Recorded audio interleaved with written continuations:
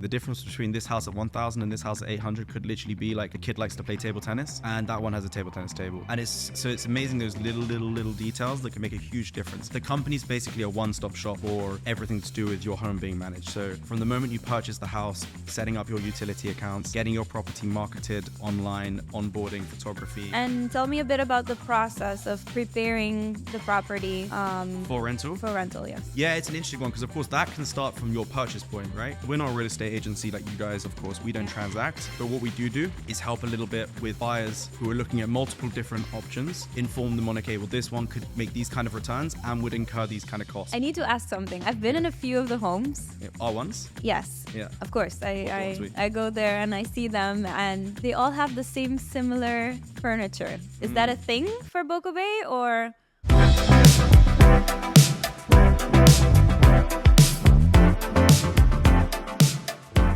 Welcome to another episode of The Power of Bold Living. Here we have a special guest, and his name is? James Curtis. James, tell us a little bit about Bocobay. Introduce us to the company. Yes. So yeah, Bocobay was founded by my brother and I 4 years ago now, October 2020, so right in the heart of COVID. Wow.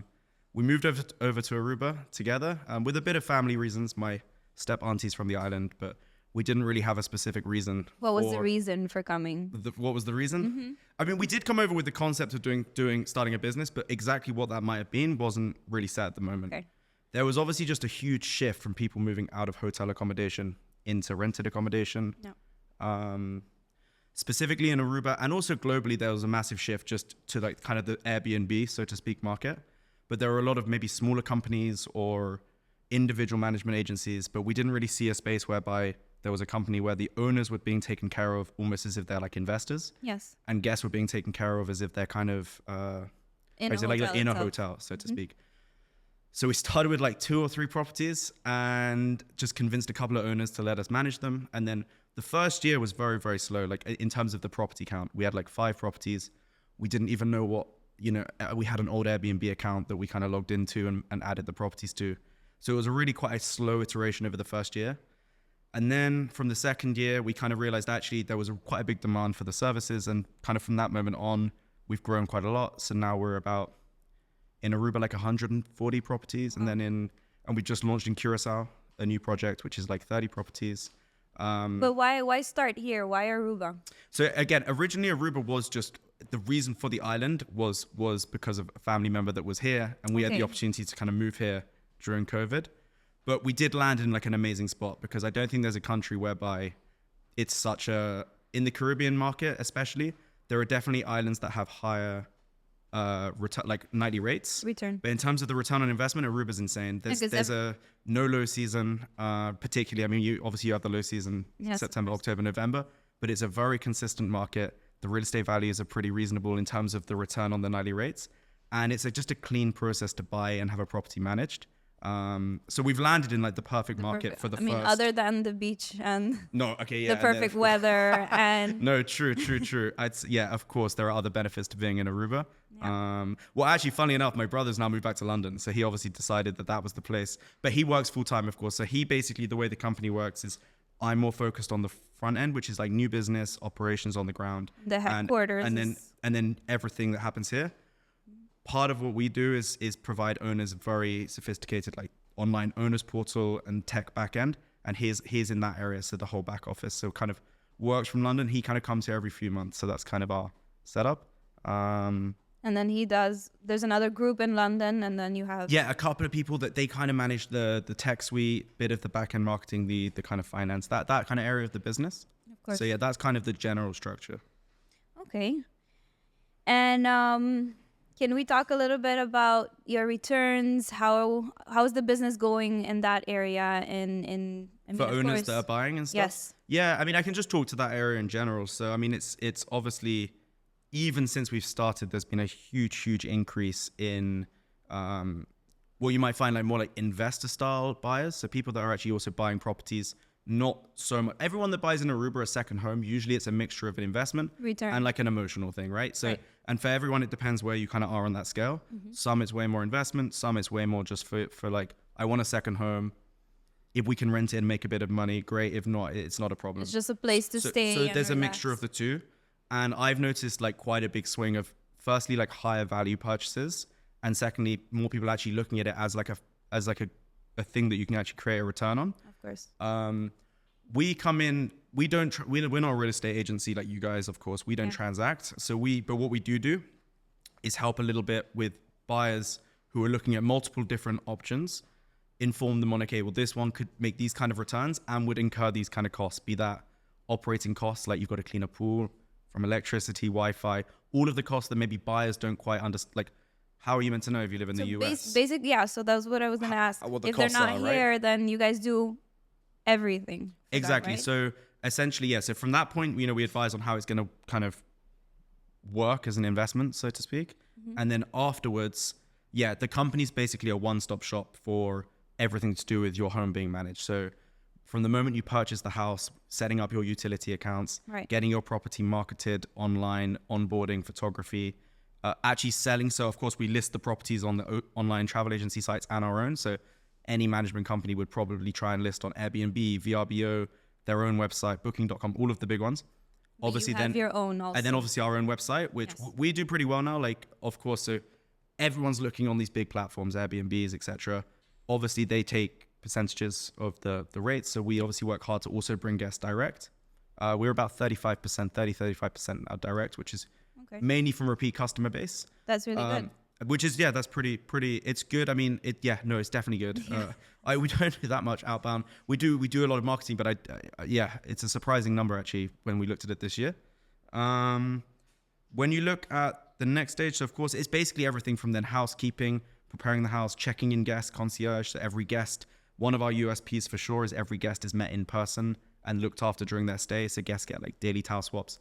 Again, it's about trying to give guests like the best hotel experience. Because historically, you got to think vacation rental used to be, here's a house, leave the key outside, good luck. But now people really expect a hotel style experience. So even we take care of the linen program, right? So like the bedding, the towels, everything like this. And really it's because in this day and age, like the competition level's gone up so much and the guest expectations have gone up. Because a lot of guests now in the rentals are guests that typically stay in the Ritz, the Marriott, the Hyatts of this world, or in Aruba.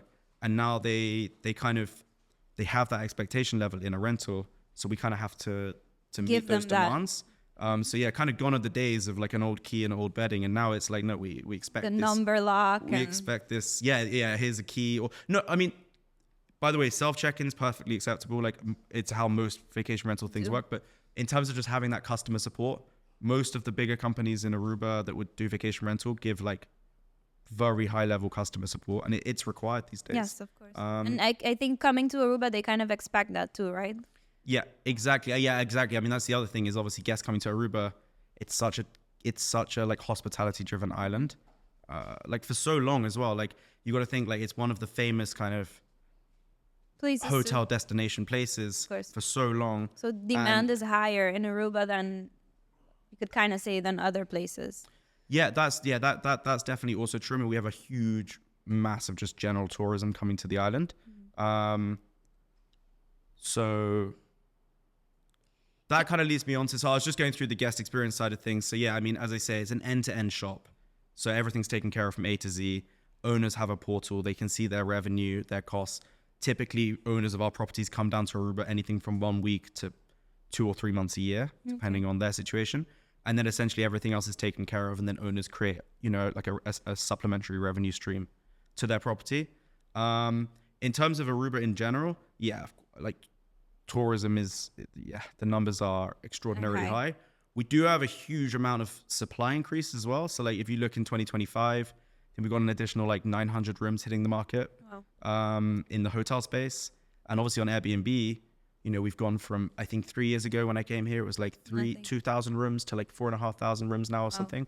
We see it when we sell the homes that people go, typically they want a return on investment. I do have a few clients that would say, okay, I want to still live, like you say, live in there maybe 6 months or 4 months. And then the rest of it, when it's cold, I come here. When it's summertime, I go back to my place. So I guess you guys do that too, right? So it's like half. Exactly, like actually owners kind of, they come and go usually when either the calendar's empty or they block it themselves far enough out.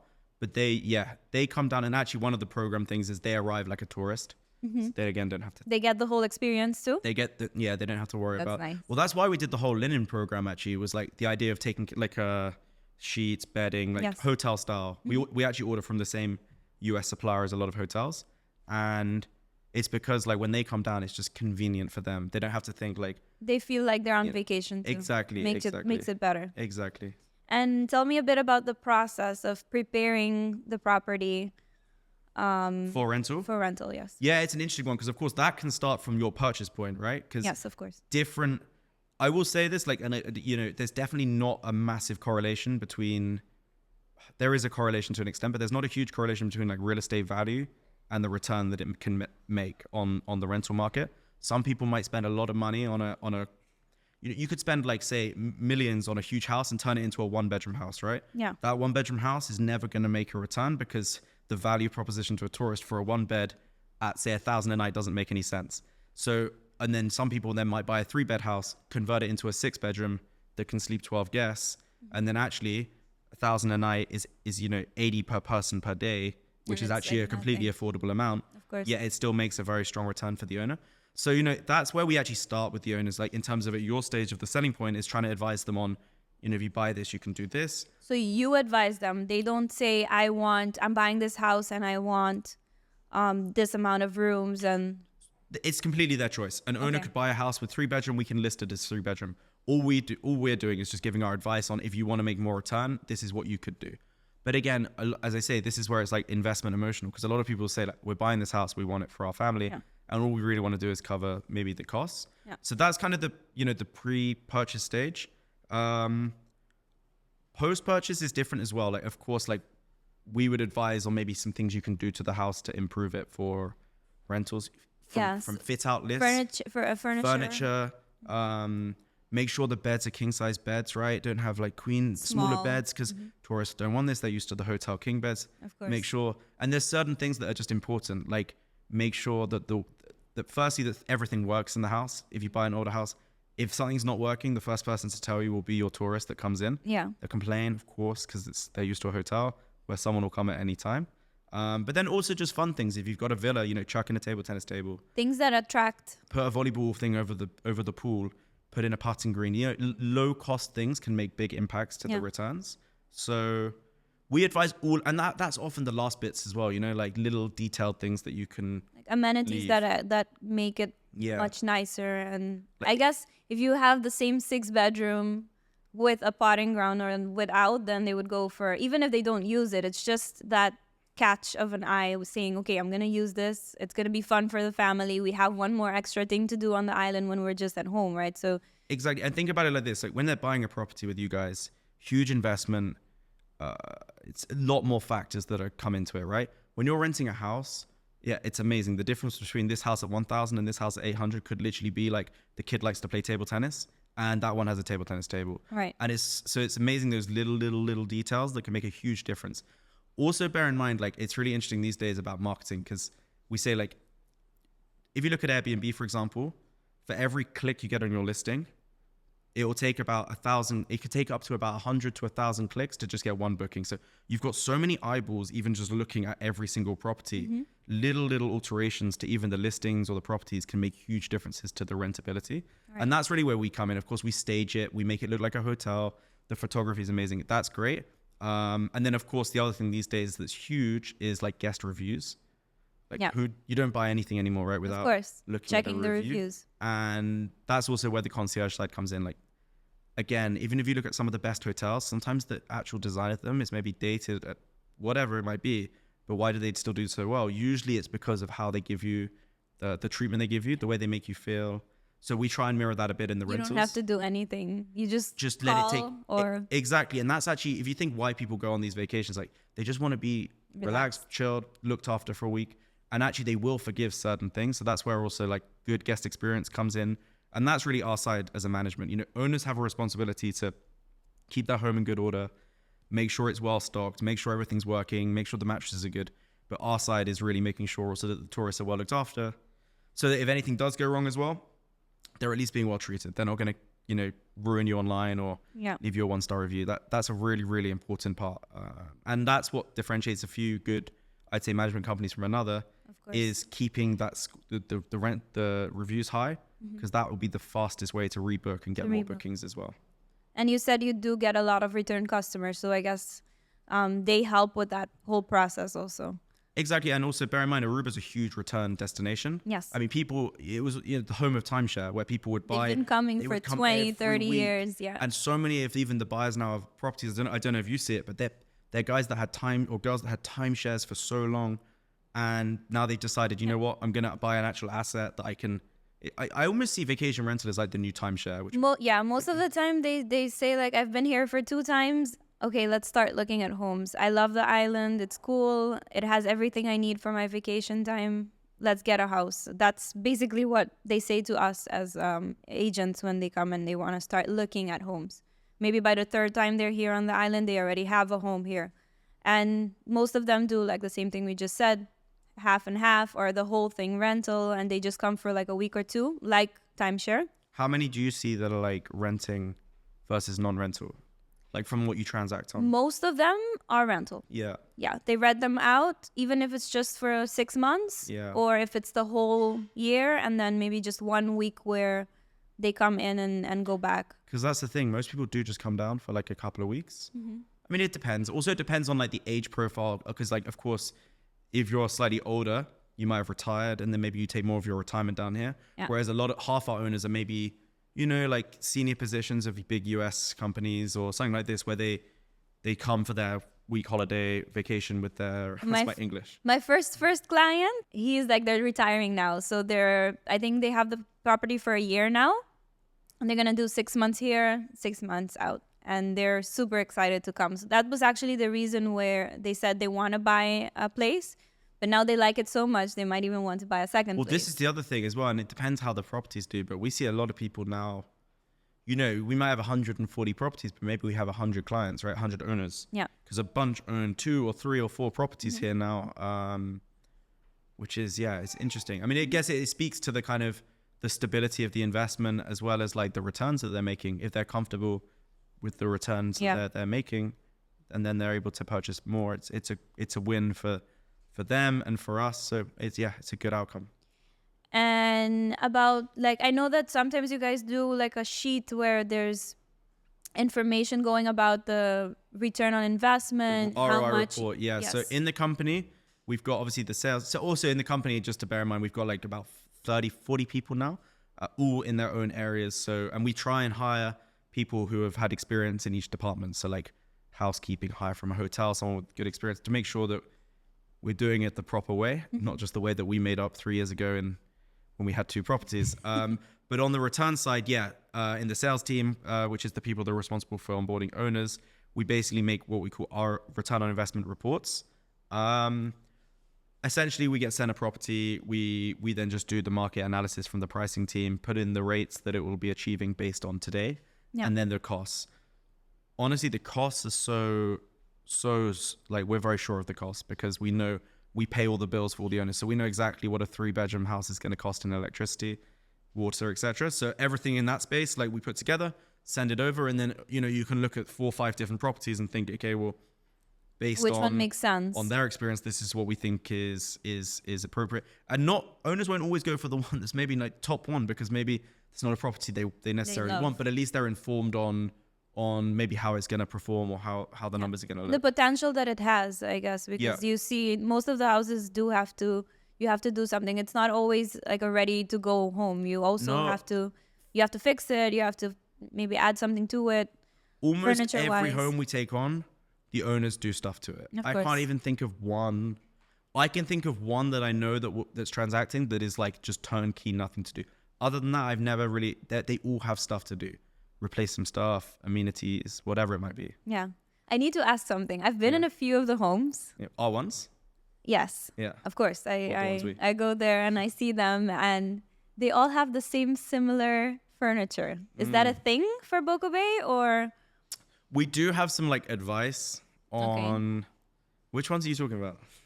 Well, the one that you guys... The ones in Backville. Yes. There's a couple that were owned by the same person and designed the same. Oh, okay. But there is a bit of a style. But I mean, I think I like that because anytime I do enter in a Bocobay, that could be an idea for you guys. I mean, maybe you're doing it without knowing, but when you enter a Bocobay home, it's like, okay, this is Bocobay. It would be, honestly, like... and like I a think standard. If I look into the future, yeah, you see it as well. Like, you know, if you look at like branded residents, so like some people buy in like, you know, Marriott or Ritz branded residents. And what that means, just for anyone who doesn't know, like you've got the hotel basically, and then in the hotel you've got essentially apartments or condos that you can buy, right? And you own those apartments, but they can rent that out for you as part of the hotel. But for them to rent it out, you have to use their furniture pack, their everything, all of their stuff. We at the moment obviously inherit a house with who knows what's in it or what mattress it is or what lights they've got or whatever it could be. And then we have to kind of make sense of it, list it, catalog so we can give guests information. It would be so much more convenient if every property, of course, had a similar look and feel and furniture. I feel like in the wooden... I mean, they have to see it. That's three properties. They're beautiful. No, well, they are. It's the ones that I've been in then. But yeah. I love them. No, I know the exact ones because I know the shoot you've done there. But those ones were designed the same. And they were pretty purpose-built rental homes. Hence why these ones were like 5-bed, I think, 5-bathroom. So larger accommodation is definitely helps to increase the rentals. Of course. But alongside that, yeah, the design of it's just neutral.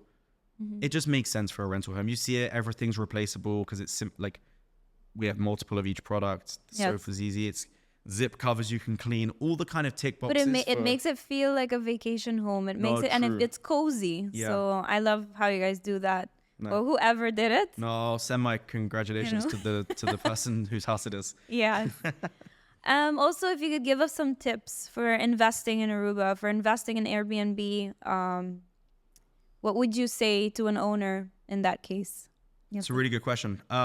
So many different things. I'm just trying to think what are like the key ones. I mean, everyone knows this because everyone's talking about it. Like, not everyone knows it, sorry. But of course, I keep mentioning this, like larger homes is just where there's a huge amount of supply of, say, like two 3-bedroom homes in Aruba. And there's a huge amount of demand for those. Like, don't get me wrong, so much demand. But there's such a small supply of, say, like 5-6 bedroom homes. And especially ones that are finished to a certain standard, which is, you know, new bathrooms, et cetera. And I would say, like, if you can find a place where you would either add that or buy that and buy a home with that bedroom count, it definitely helps. Because, of course, so many people booking trips for, say, 10 people, they are looking at price per person, right? Yes. So, you know, if their budget is $150 per room, if that's 3 rooms, maybe they can pay $450, right? But maybe if it's 5 rooms, they can then it could be maybe $600, $700.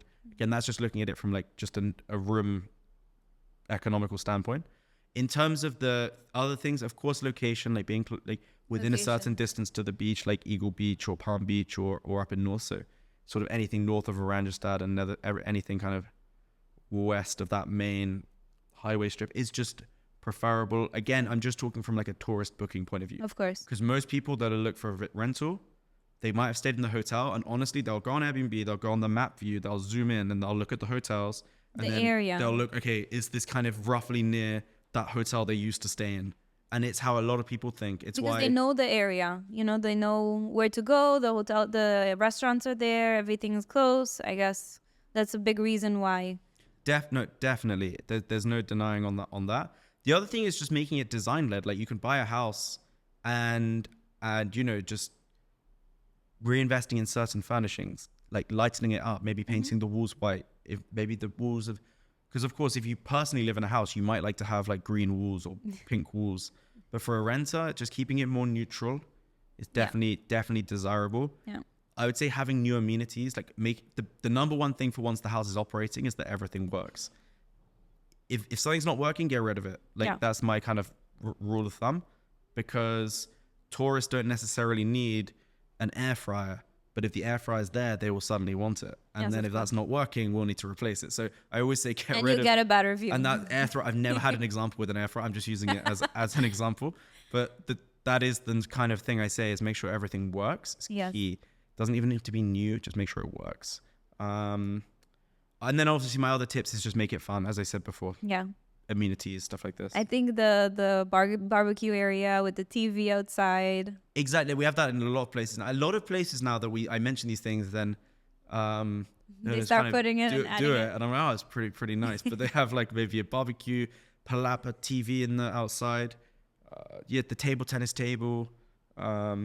Small things that add on. Really small things, but they make a big difference to the house. And just as I say, people book a rental home because a rental home for a vacation. Of so course. It's about having fun. It's about sharing experiences. So that's what you mentioned, a good one, barbecue area, stuff like this, small things, but they make a big difference. Yeah. And can you talk a little bit about the service that you provide? I mean, we have touched a few things that you guys do, but just elaborate a bit more about the service. To tourists or to owners or just a bit of both? To both. The ones that rent and also to the ones that invest. Yeah. So I'd say like in terms of the how do we break this down? So from the owners, you just basically get a one-stop shop. Once you sign up, you even have our 2 client relations people that are in the office, amazing, looking after all of our owners, and they'll basically take care of everything A to Z. So you own a house in Aruba, and you basically have like your extension of yourself in Aruba looking after everything for you. So you don't have to. You basically have your people on the ground. Okay. It's a real one-stop shop there. And then from a guest point of view, it's really just trying to go above and beyond. Daily towel swaps, personalized check-ins, concierge requests, anything they might need, from taxis to additional things in the house to whatever it might be, they're well looked after. And then as well, obviously providing like the linen program that's like a hotel. So if they checked out the Marriott and they checked into one of ours, the bed would feel the same, the towels will be soft, everything will feel nice. It's not like I kind of touched on that before. So those are probably the personalized services. The linen program is very important. And then from the owner's point of view, having that kind of real on-the-ground support, as well as a really, really simple dashboard that you can log in and you see everything from your utility bills to your income to your costs, all in one location. So that essentially, once you buy your house, you leave it with us, we take care of it, it makes you money. And at the same time, the tourists are looked after, the owners are looked after. And you have a place to go to when you want a vacation. And you can come down whenever you want. Or you can send your family and friends down, and there's no I guess that's cost what they do a lot. A lot. Yeah, I mean, definitely.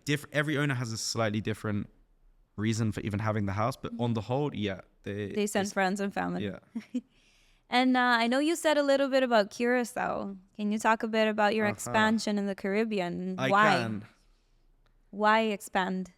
So why expand? I mean, Curacao wasn't an expansion based on like opening an office and trying to just sign up individual homes. We actually have a sort of additional product that we offer, which is where we actually work within like community buildings. So like a new condo building's built. Okay. And then what we do is we manage the HOA, the association, the entire building management, and then also offer the rental program to the owners in that building with a front desk and a concierge service and everything like this. So essentially almost turning the private residences, it's almost like a private residences management. Okay. And there's a project in Curacao that we're going to be working on, and it's very exciting. It'll be starting later this year. It'll be on our website actually now as a pre-launch. And so we're going there essentially as a one project based thing right now. Maybe we'll then move into the villa space, but right now it's not completely defined. I think the reason as well being is, of course, like we don't want to just grow like out of control to the point where we can't handle it. But at the same time, Aruba market is only a certain size. Of course. As you guys know, in the real estate space, there's only so many properties transacting. There's only so many rentals hitting the market. So Curaçao's so close. It doesn't actually, honestly, like if you were in a big country, to get from the office in Aruba to the office in Curaçao, it could be less than getting from like, from I don't even have an example, one place to another place in a different country. Yeah. And as I say, the project kind of opportunity came up, and it's a beautiful project on the beach, on the Mambo Strip, called One Mambo Beach. I guess it's on the website, so I can name it. You can and it starts with about 40 units in phase 1, so 40 condos, and phase 2 is about 100 more, which is going to be rolling out in the next few years. And yeah, it's very, very exciting. And also, I do see also Curacao as an interesting market. It's in terms of the fact that blooming. Yeah, it's blooming. The Sandals Resort opened. Yes. A lot more flights from the US going down that way. A lot more like a lot more purchasing is taking place. We've also expanded to Curacao, so exactly. We know, so you know, right? So this it's definitely a market to be looking at, and the project's perfect for us. It hits all of our boxes. Cool. And just to close the last question, challenges of Airbnb. Can you tell me a few of those? Because I'm sure everything that's good has its challenges.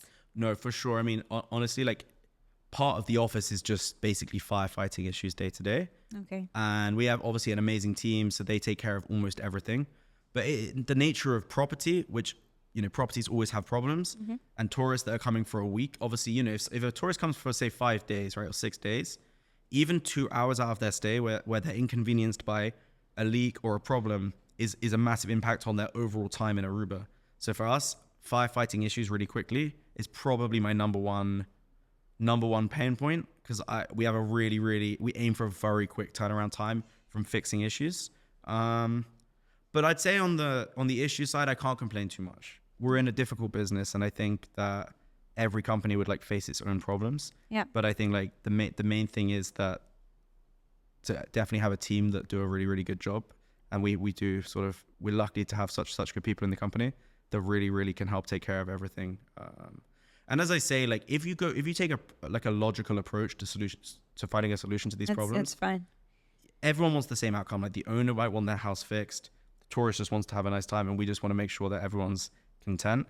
The main issue in there is sometimes like who's paying the bill for the issue that's taking place, but that's where we have to just figure it out and figure out what's fair.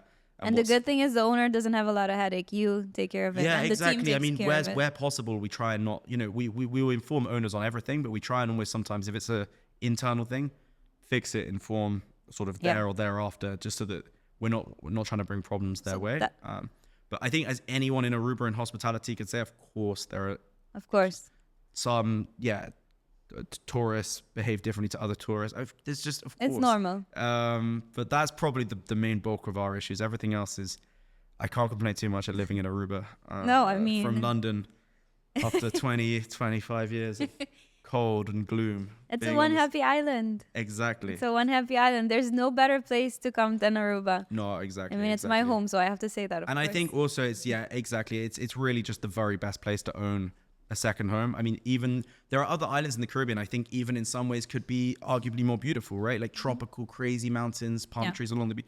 But Aruba just has a completely different feel to it than any other island out there. And it's a very livable place as well. Of course. So for me, I don't think any location we expand to will beat here. But as I said, to be in a you never know. I don't think you thought about Curacao when you came to Aruba, so. No, but I don't know. We'll see how it competes, but I love Aruba so much. Love Aruba. Yeah, it's such a great place. So. Well, you can stay here and the team will expand. And then, pop over for the 20-minute flight. Yeah. Well, guys, thank you for listening. Thank you for coming, James, and sharing about your expertise in Airbnb. We are so happy to have you here, and I'm so happy to be the one that got to interview you. Thank you for doing that, by the way. You're very welcome. And I hope that it's been informative and that we can also give a little information of how we can contact you and how... Yeah, definitely. And I just, quick plug to the company. If anyone's looking for any, even just information on how the rental market works here, would be more than happy to obviously speak to anyone about in the process of buying, about the returns or looking for options on management. Of course, always open for even just a conversation. Great. So I guess you'll be hearing from a few of our clients and other people that are listening. I'm super happy to have you here once again. And thank you for being Thank you, Shekainah. Thank you, the power of board. And everyone behind the camera. Cheers, guys. Bye-bye.